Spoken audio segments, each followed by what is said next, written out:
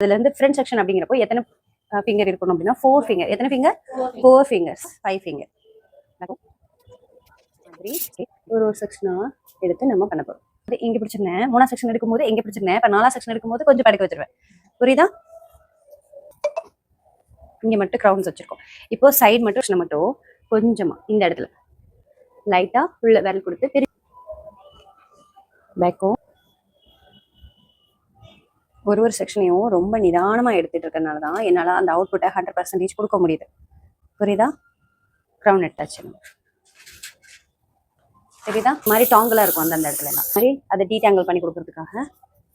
ஓகேவா? ப்ராப்பரா எங்க பண்ணணும் தெரியுதா? இந்த இடத்துல பண்ணணும்.